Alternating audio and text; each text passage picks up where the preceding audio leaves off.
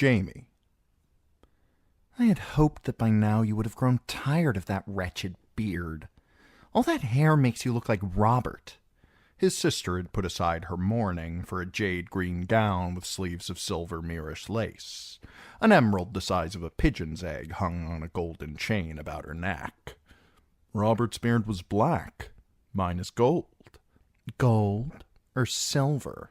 Cersei plucked a hair from beneath his chin and held it up. It was gray. All the color is draining out of you, brother. You've become a ghost of what you were. A pale, crippled thing. And so bloodless, always in white. She flicked the hair away. I prefer you garbed in crimson and gold. I prefer you dappled in sunlight, with water beating on your naked skin. He wanted to kiss her, carry her to her bedchamber, throw her on the bed. She's been fucking Lancel and Osmond Kettleback and Moon Boy. I will make a bargain with you. Relieve me of this duty, and my razor is yours to command. Her mouth tightened. She had been drinking hot-spiced wine and smelled of nutmeg. You presume to dicker with me? Need I remind you you are sworn to obey? I am sworn to protect the king. My place is at his side. Your place is wherever he sends you. Tommen puts his seal on every paper that you put in front of him. This is your doing, and it's folly. Why name Davin your Warden of the West if you have no faith in him? Cersei took a seat beneath the window. Behind her, Jamie could see the blackened ruin of the Tower of the Hand. Why so reluctant, sir? Did you lose your courage with your hand? I swore an oath to Lady Stark, never again to take up arms against Stark or Tully. A drunken promise made with a sword at your throat? How can I defend Tommen if I am not with him? By defeating his enemies. Father always said that a swift sword stroke is better defense than any shield. Admittedly, most sword strokes require a hand. Still, even a crippled lion may inspire fear. I want Riverrun. I want Brynden Tully chained or dead, and someone needs to set Harrenhal to rights. We have urgent need of Willis Manderly, assuming he is still alive and captive, but the garrison has not replied to any of our ravens. Those are Gregor's men at Harrenhal, Jamie reminded her. The mountain liked them cruel and stupid. Most like they ate your ravens, messages and all. That's why I'm sending you. They may well eat you, brave brother, but I trust you'll give them indigestion. Cersei smoothed her skirt. I want Sir Osmond to command the Kingsguard in your absence. She's been fucking Lancel and Osmond Kettleback and Moonboy for all I know. That's not your choice. If I must go, Sir Loras will command here in my stead. Is that a jape? You know how I feel about Sir Loras. If you had not sent Balon Swan to Dorne, I need him there. These Dornishmen cannot be trusted. That red snake championed Tyrion. Have you forgotten that? I will not leave my daughter to their mercy. And I will not have Loras Tyrell commanding the Kingsguard. Sir Loras is thrice the man Sir Osmond is. Your notions of manhood have changed somewhat, brother. Jamie felt his anger rising. True, Loras does not leer at your teats the way Sir Osmond does, but I hardly think... Think about this. Cersei slapped his face.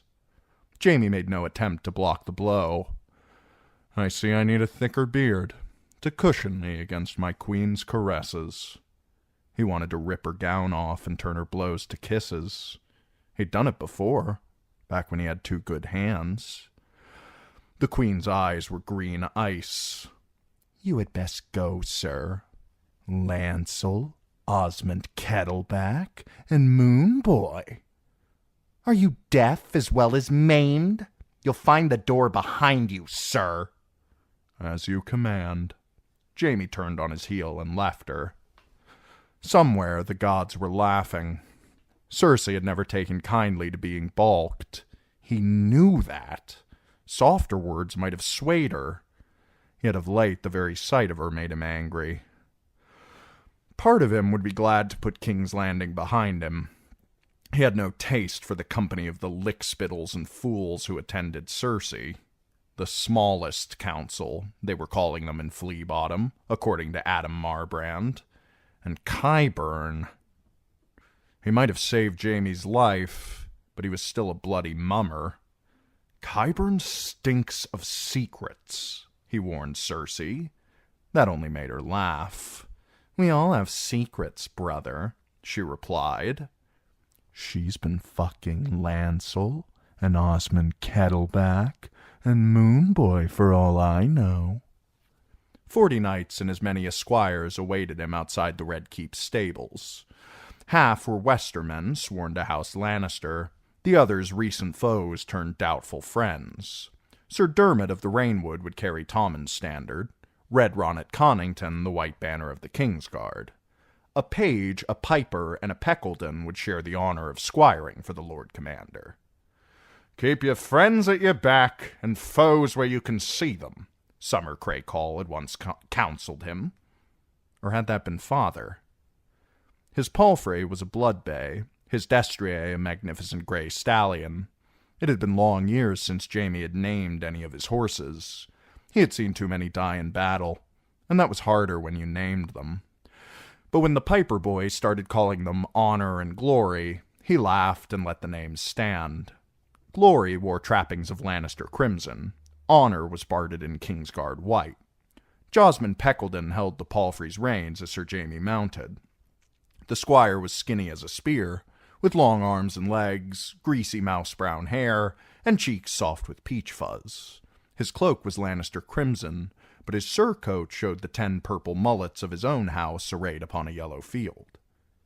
"My lord," the lad asked, "will you be wanting your new hand?" "Wear it, Jaime," urged Sir Kennos of Case.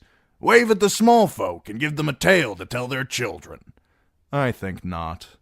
Jaime would not show the crowds a golden lie. Let them see the stump. Let them see the cripple. But feel free to make up for my lack, Sir Kennos. Wave with both hands, and waggle your feet if it please you." He gathered up the reins in his left hand and wheeled his horse around. "Payne!" he called as the rest were forming up. "You'll ride beside me." Sir Ilan Payne made his way to Jaime's side, looking like the beggar at the ball. His ringmail was old and rusted, worn over a stained jack of boiled leather. Neither the man nor his mount showed any heraldry. His shield was so hacked and battered it was hard to say what color paint might once have covered it. With his grim face and deep-sunk hollow eyes, Sir Ilan might have passed for death himself. As he had, for years. No longer, though. Sir Ilan had been half of Jaime's price, for swallowing his boy king's command like a good little lord commander. The other half had been Sir Adam Marbrand. "I need them," he had told his sister, and Cersei had not put up a fight. Most like she's pleased to rid herself of them. Sir Adam was a boyhood friend of Jaime's, and the Silent Headsman had belonged to their father if he belonged to anyone. Payne had been the captain of the Hand's Guard when he had been heard boasting that it was Lord Tywin who ruled the 7 kingdoms and told King Aerys what to do. Aerys Targaryen took his tongue for that. "Open the gates," said Jaime, and Strongbor, in his booming voice, called out, "Open the gates!" When Mace Tyrell had marched out through the mud gate to the sound of drums and fiddles, thousands lined the streets to cheer him off. Little boys had joined the march, striding along beside the Tyrell soldiers with heads held high and legs pumping, whilst their sisters threw down kisses from the windows. Not so today. A few whores called out invitations as they passed, and a meat pie man cried his wares. In Cobbler's Square, 2 threadbare sparrows were haranguing several hundred small folk, crying doom upon the heads of godless men and demon worshippers. The crowd parted for the column. Sparrows and cobblers alike looked on with dull eyes. "They like the smell of roses, but have no love for lions," Jaime observed. "My sister would be wise to take note of that." Sir Ilan made no reply. "The perfect companion for a long ride. I will enjoy his conversation." The greater part of his command awaited him beyond the city walls. Sir Adam Marbrand with his outriders, Sir Stephen Swift in the baggage train, the Holy Hundred of old Sir Bonifer the Good, Sarsfield's mounted archers, Maester Gullion with his 4 cages full of ravens, 200 heavy horse under Sir Flement Brax. Not a great host, all in all, fewer than 1,000 men in total. Numbers were the last thing needed at River Run. A Lannister army already invested the castle, and an even larger force of Freys. The last bird they'd received suggested that the besiegers were having difficulty keeping themselves fed. Brynden Tully had scoured the land clean before retiring behind his walls. Not that it required much scouring. From what Jaime had seen of the Riverlands, scarce a field remained unburnt, a town unsacked, a maiden undespoiled. And now my sweet sister sends me to finish the work that Amory Lorch and Gregor Clegane began. It left a bitter taste in his mouth. This near to King's Landing, the King's Road was as safe as any road could be in such times, yet Jaime sent Marbrand and his outriders ahead to scout. "Robb Stark took me unawares in the Whispering Wood," he said. "That will never happen again." "You have my word on it." Marbrand seemed visibly relieved to be a horse again, wearing the smoke-gray cloak of his own house instead of the gold wool of the city watch. "If any foe should come within 12 leagues, you will know of them beforehand." Jaime had given stern commands that no man was to depart the column without his leave. Elsewise, he knew he would have bored young lordlings racing through the fields, scattering livestock and trampling down the crops. There were still cows and sheep to be seen near the city, apples on the trees and berries in the brush, stands of barleycorn and oats and winter wheat, wains and ox carts on the road. Farther afield, things would not be so rosy. Riding at the front of the host with Sir Ilyn silent by his side, Jaime felt almost content. The sun was warm up his back, and the wind rifled through his hair like a woman's fingers. When little Lou Piper came galloping up with a helmful of blackberries, Jaime ate a handful and told the boy to share the rest with his fellow squires and Sir Ilyn Payne. Payne seemed as comfortable in his silence as in his rusted ring-mail and boiled leather. The clop of his gelding's hooves and the rattle of sword and scabbard whenever he shifted his seat were the only sounds he made. Though his pock-scarred face was grim and his eyes as cold as ice on a winter lake, Jaime sensed that he was glad he'd come. "I gave the man a choice," he reminded himself. "He could have refused me and remained King's Justice." Sir Ilyn's appointment had been a wedding gift from Robert Baratheon to the father of his bride, a sinecure to compensate Payne for the tongue he'd lost in the service of House Lannister. He made a splendid headsman. He had never botched an execution, and seldom required as much as a second stroke. And there was something about his silence that inspired terror. Seldom had a King's Justice seemed so well fitted for his office. When Jaime decided to take him, he had sought out Sir Ilyn's chambers at the end of the Trader's Walk. The upper floor of the squat half-round tower was divided into cells for prisoners who required some measure of comfort, captive knights or lordlings awaiting ransom or exchange.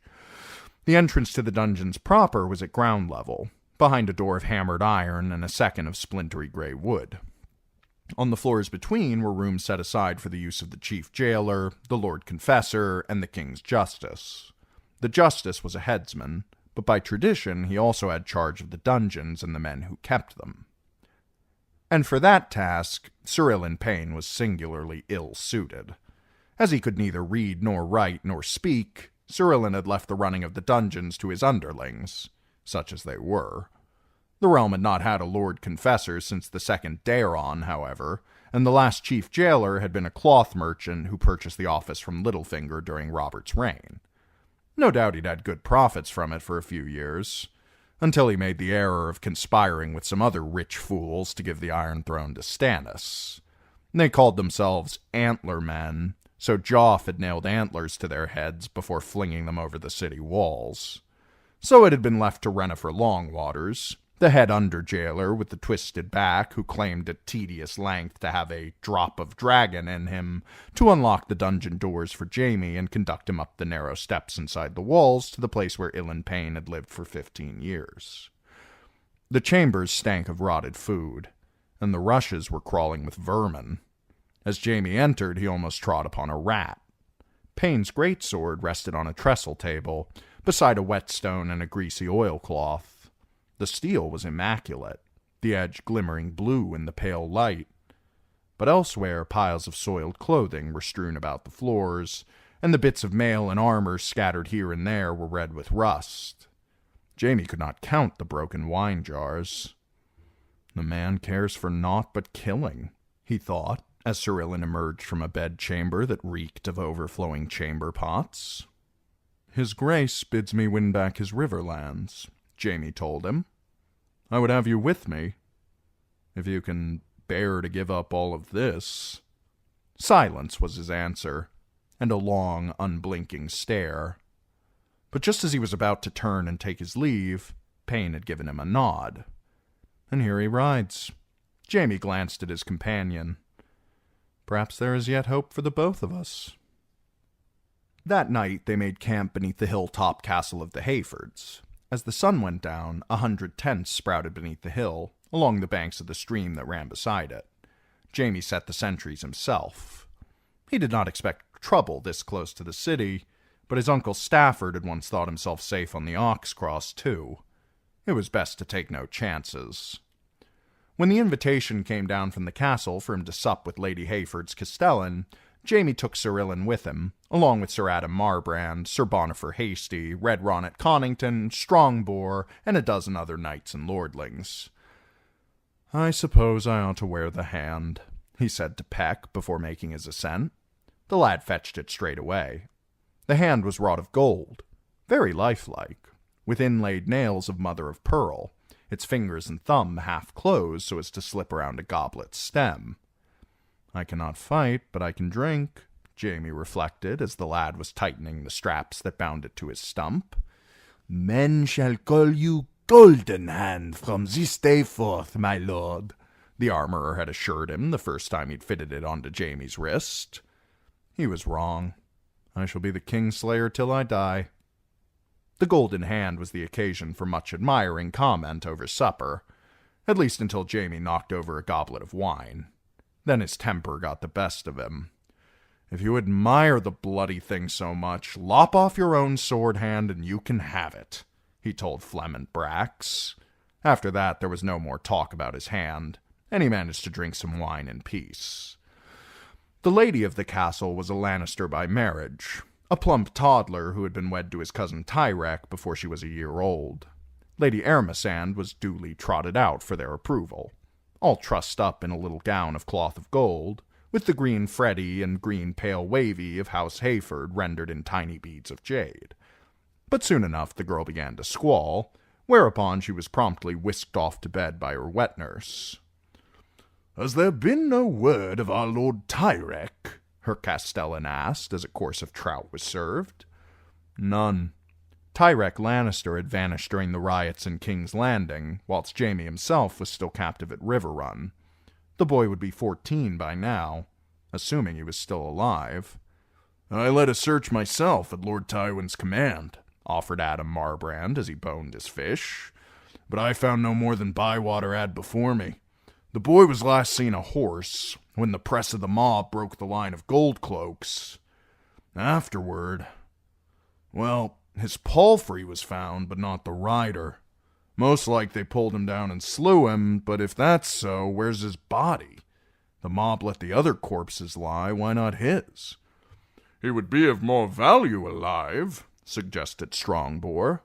"Any Lannister would bring a hefty ransom." "No doubt," Marbrand agreed.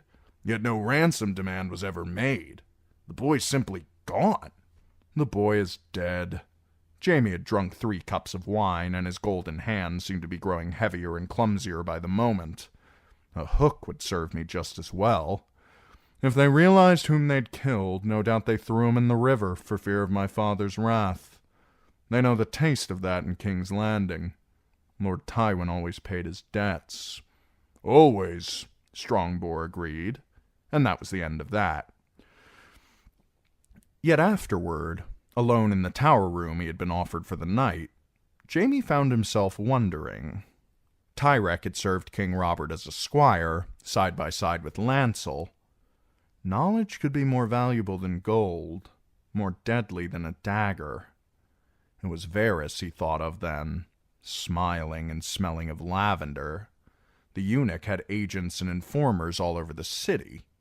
It would have been a simple matter for him to arrange to have Tyrek snatched during the confusion, provided he knew beforehand that the mob was like to riot.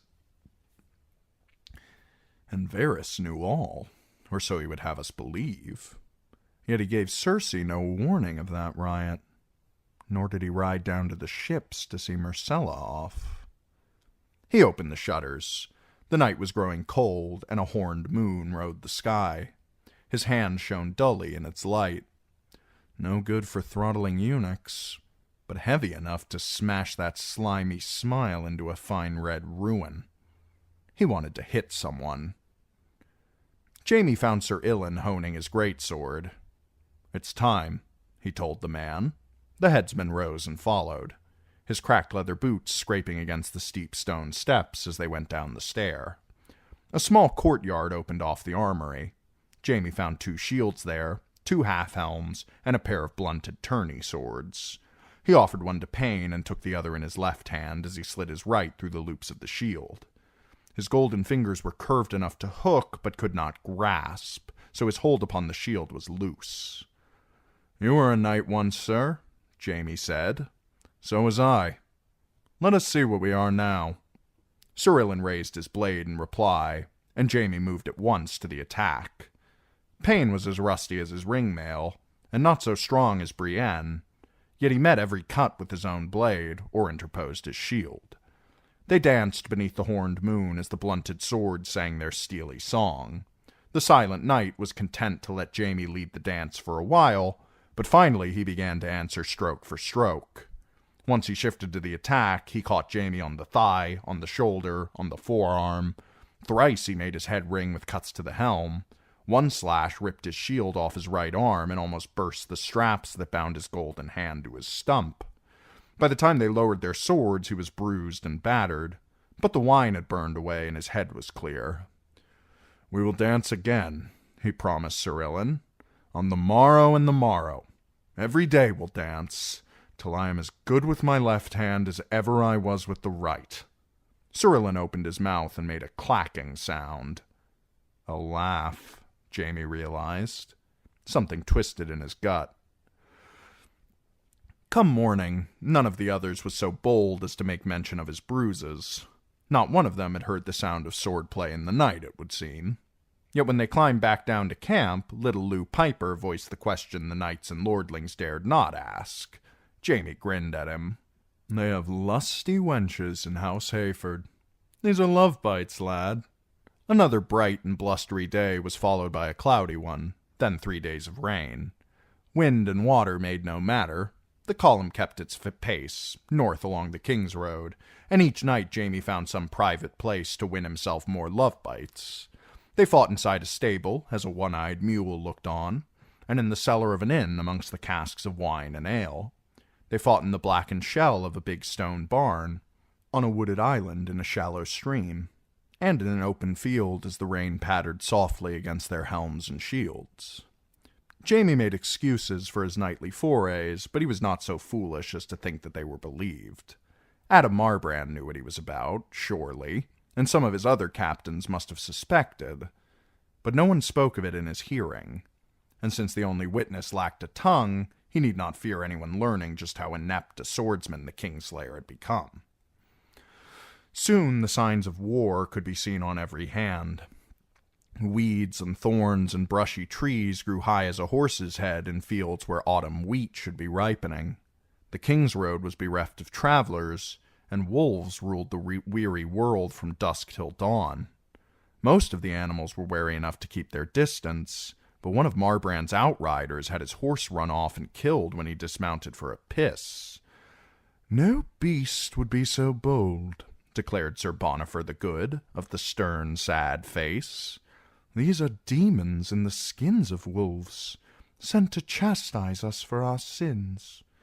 "This must have been an uncommonly sinful horse," Jamie said, standing over what remained of the poor animal. He gave orders for the rest of the carcass to be cut apart and salted down. It might be they would need the meat. At a place called Sowshorn, they found a tough old knight named Sir Roger Hogg squatting stubbornly in his tower house with 6 men-at-arms, 4 crossbowmen, and a score of peasants.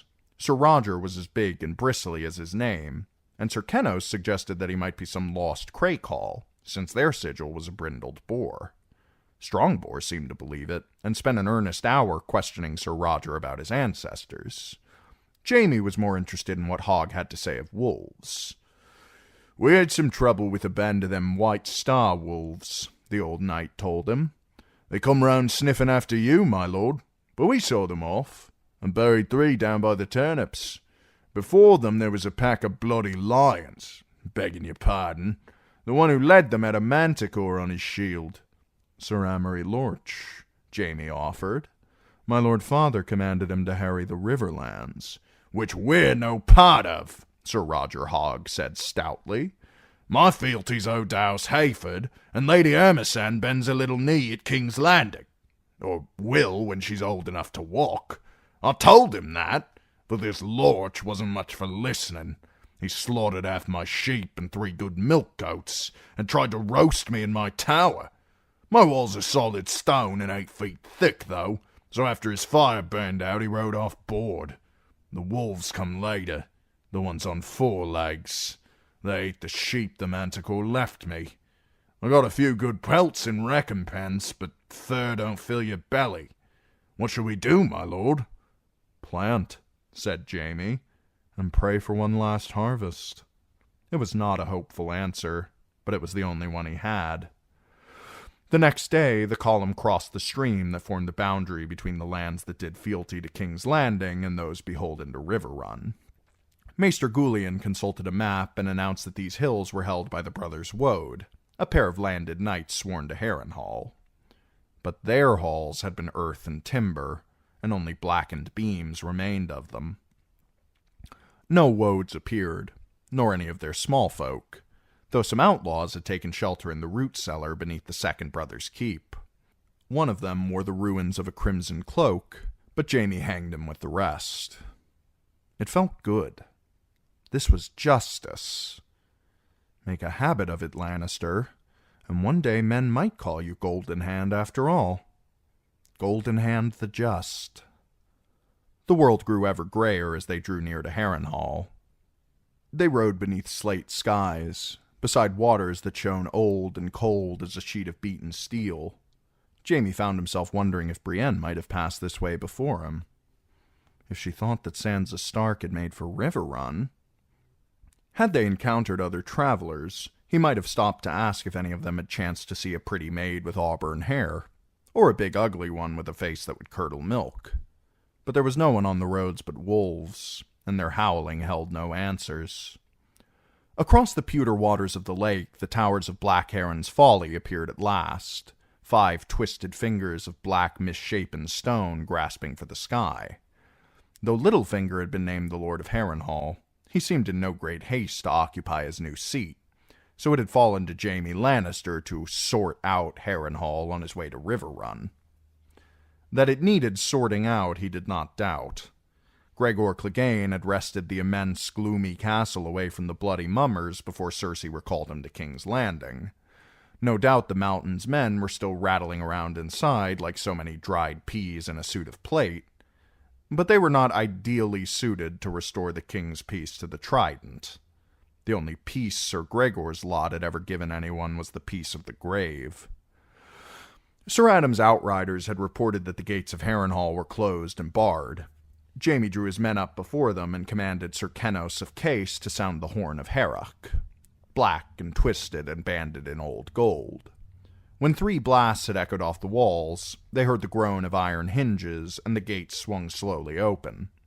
So thick were the walls of Black Heron's Folly that Jaime passed beneath a dozen murder holes before emerging into sudden sunlight in the yard where he'd bid farewell to the bloody mummers not so long ago.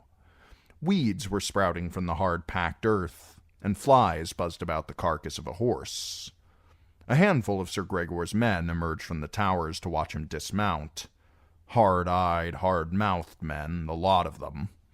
They would have to be to ride beside the mountain. About the best that could be said for Gregor's men was that they were not quite as vile and violent a bunch as the brave companions. "Fuck me, Jamie Lannister," blurted one gray and grizzled man-at-arms. "It's the bleeding Kingslayer, boys! Fuck me with a spear!" "Who might you be?" Jamie asked.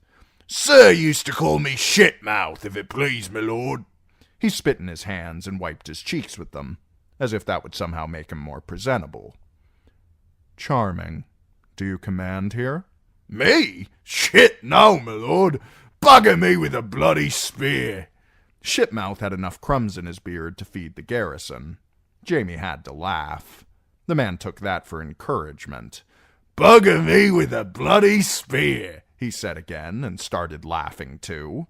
"You heard the man," Jamie said to Ilan Payne. "Find a nice long spear and shove it up his arse." Sir Ilan did not have a spear, but beardless John Betley was glad to toss him one. Shitmouth's drunken laughter stopped abruptly. "You keep that bloody thing away from me." "Make up your mind," said Jamie. "Who has the command here? Did Sir Gregor name a castellan?" "Pauliver," another man said. "Only the hound killed him, my lord. Him and the tickler both. And that Sarsfield boy." The hound again. "You know it was Sandor? You saw him?" "Not us, my lord. The innkeep told us." "It happened at the Crossroads Inn, my lord." The speaker was a younger man with a mop of sandy hair. He wore the chain of coins that had once belonged to Vargo Hoat. Coins from 100 distant cities. Silver and gold, copper and bronze, square coins and round coins, triangles and rings and bits of bone. "The innkeep swore the man had one side of his face all burned. He's always told the same tale. Sandor had some boy with him, a ragged peasant lad. They hacked Polly and the tickler to bloody bits and rode off down the Trident, we were told." "Did you send men after them?" Shitmouth frowned, as if the thought were painful. "No, my lord. Fuck us all, we never did." "When a dog goes mad, you cut his throat." "Well," the man said, rubbing his mouth, "I never much liked Polly, that shit. And the dog, he was Sir's brother, so—" "We're bad, my lord," broke in the man who wore the coins. "But you'd need to be mad to face the hound." Jamie looked him over. Bolder than the rest, and not as drunk as Shitmouth. "You were afraid of him?" "I wouldn't say afraid, my lord. I'd say we was leaving him for our betters. Someone like Sir. Or you." "Me when I had two hands." Jamie did not delude himself. Sandor would make short work of him now. "You have a name?" "Rayford, if it pleases. Most call me Rafe." "Rafe, gather the garrison together in the Hall of 100 Hearths. Your captives as well. I want to see them. Those whores from the Crossroads, too. Oh, and Hoat. I was distraught to hear that he had died. I'd like to look upon his head." When they brought it to him, he found that the goat's lips had been sliced off, along with his ears and most of his nose. The crows had supped upon his eyes. It was still recognizably Hoat, however. Jamie would have known his beard anywhere, an absurd rope of hair 2 foot long, dangling from a pointed chin. Elsewise, only a few leathery strips of flesh still clung to the Cahoric's skull. "Where is the rest of him?" he asked. No one wanted to tell him. Finally, Shitmouth lowered his eyes and muttered, "Rotted, sir. And, et." "One of the captives was always begging food," Rayford admitted. "So Sir said to give him roast goat. The Cahoric didn't have much meat on him, though. Sir took his hands and feet first, then his arms and legs." "The fat bugger got most, my lord," Shitmouth offered. "But, sir, he said to see that all the captives had a taste. And Hoat, too, his own self. That horse-son had slobber when we fed him, and the grease had run down into that skinny beard of his." Father, Jamie thought, your dogs have both gone mad. He found himself remembering tales he had first heard as a child at Casterly Rock, of mad Lady Lothson who bathed in tubs of blood and presided over feasts of human flesh within these very walls. Somehow revenge had lost its savor.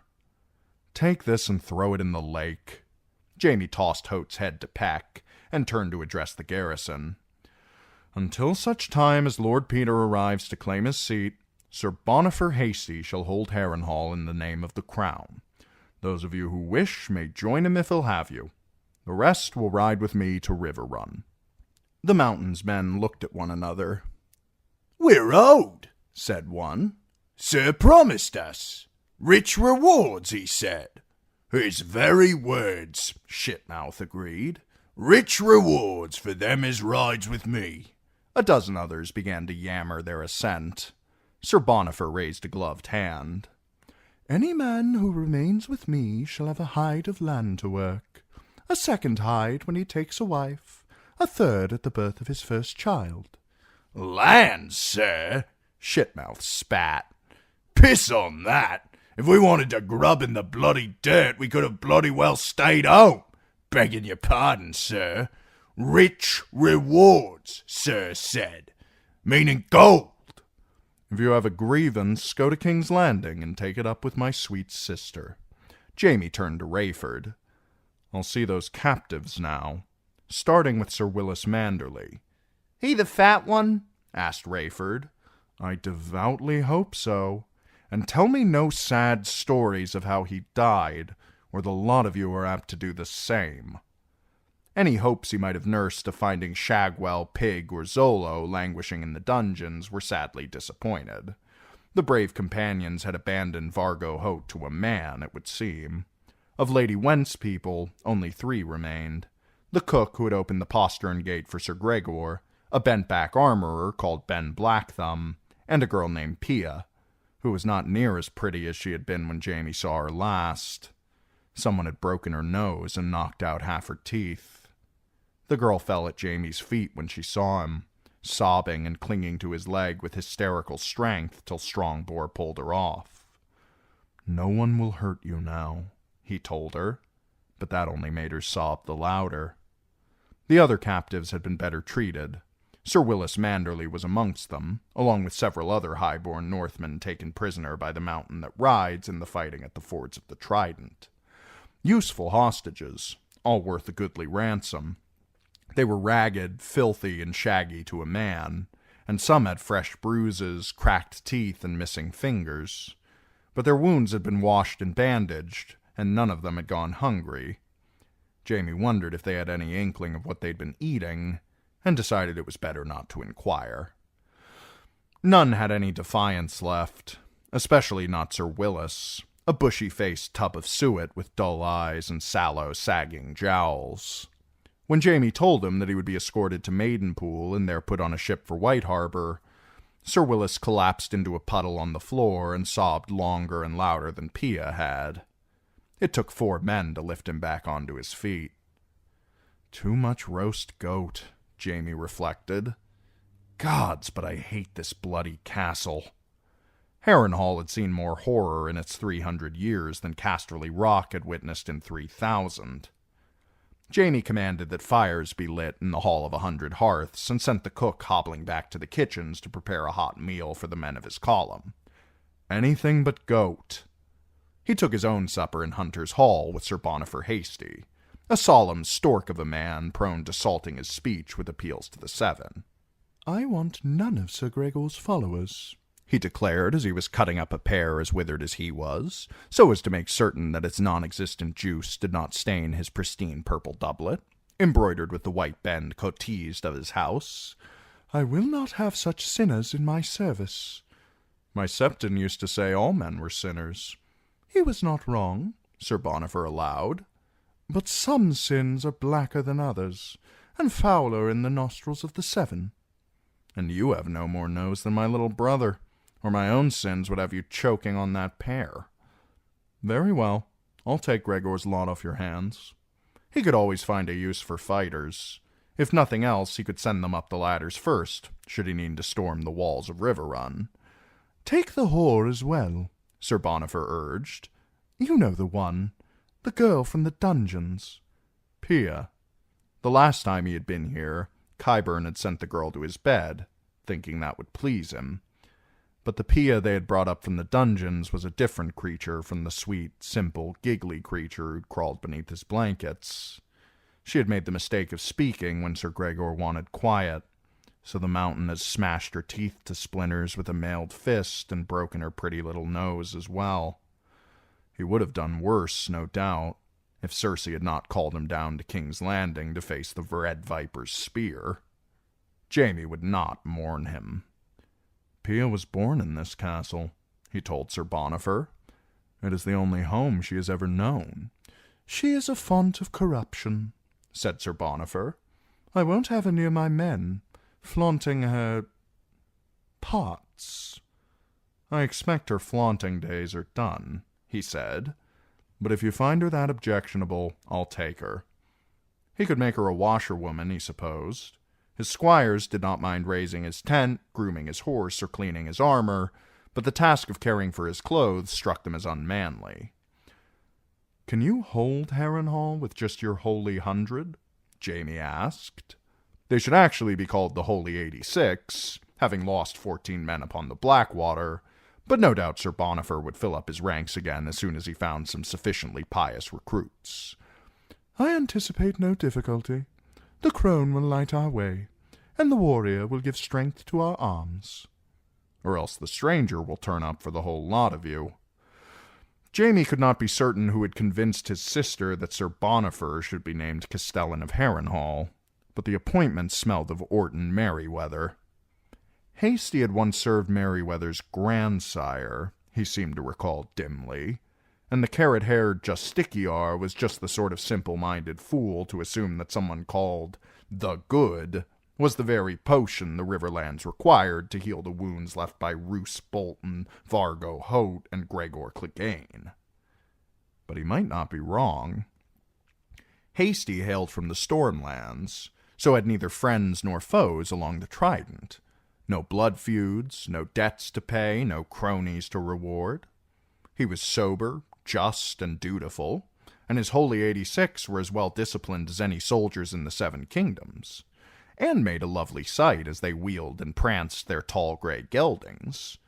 Littlefinger had once quipped that Sir Bonifer must have gelded the riders, too, so spotless was their repute.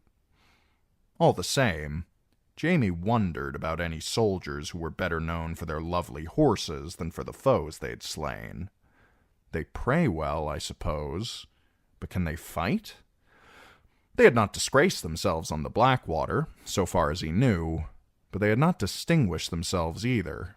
Sir Bonifer himself had been a promising knight in his youth, but something had happened to him, a defeat or a disgrace or a near brush with death, and afterward he had decided that jousting was an empty vanity and put away his lance for good and all. Harrenhal must be held, though, and Baelor Butthole here is the man that Cersei chose to fill it.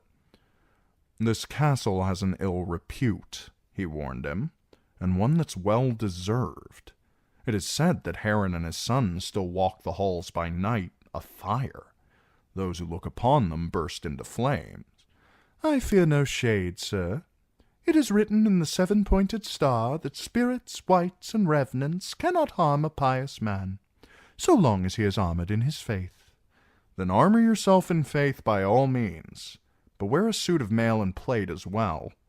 Every man who holds this castle seems to come to a bad end. The mountain, the goat, even my father. If you will forgive my saying so, they were not godly men, as we are. The warrior defends us, and help is always near if some dread foe should threaten. Maester Goulian will be remaining with his ravens. Lord Lancel is nearby at Derry with his garrison, and Lord Randall holds Maidenpool. Together we three shall hunt down and destroy whatever outlaws prowl these parts. Once that is done, the seven will guide the good folk back to their villages to plough and plant and build anew. The ones the goat didn't kill, at least. Jaime hooked his golden fingers around the stem of his wine goblet. If any of Hote's brave companions fall into your hands, send word to me at once. The stranger might have made off with the goat before Jamie could get around to him, but Fat Zolo was still out there, with Shagwell, Rorge, faithful Urswick, and the rest. So you can torture them and kill them? I suppose you would forgive them in my place, if they made sincere repentance for their sins? Yes, I would embrace them all as brothers, and pray with them before I sent them to the block. Sins may be forgiven. Crimes require punishment. Hasty folded his hands before him like a steeple, in a way that reminded Jamie uncomfortably of his father. If it is Sandor Clegane that we encounter, what would you have me do? Pray hard, Jamie thought, and run. Send him to join his beloved brother, and be glad the gods made 7 hells. One would never be enough to hold both of the Cleganes. He pushed himself awkwardly to his feet. Beric Dondarrion is a different matter. Should you capture him, hold him for my return. I'll want to march him back to King's Landing with a rope about his neck, and have Sir Ilyn take his head off where half the realm can see. And this Myrish priest who runs with him? It is said he spreads his false faith everywhere. Kill him, kiss him, or pray with him, as you please. I have no wish to kiss the man, my lord. No doubt he'd say the same of you. Jamie's smile turned into a yawn. My pardons. I shall take my leave of you, if you have no objections. None, my lord, said Hasty. No doubt he wished to pray. Jamie wished to fight. He took the steps 2 at a time, out to where the night air was cold and crisp. In the torchlit yard, Strongbore and Sir Flement Brax were having at each other, whilst a ring of men-at-arms cheered them on. Sir Lyle will have the best of that one, he knew. I need to find Sir Ilyn. His fingers had the itch again. His footsteps took him away from the noise and the light. He passed beneath the covered bridge and through the flowstone yard before he realized where he was headed. As he neared the bear pit, he saw the glow of a lantern, its pale, wintry light washing over the tiers of steep stone seats. Someone has come before me, it would seem. The pit would be a fine place to dance. Perhaps Sir Ilyn had anticipated him. But the knight standing over the pit was bigger, a husky, bearded man in a red and white surcoat adorned with griffins.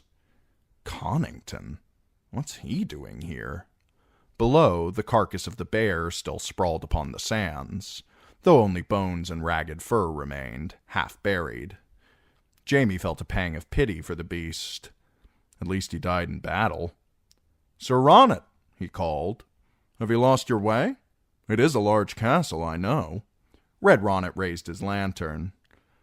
I wish to see where the bear danced with the maiden not so fair.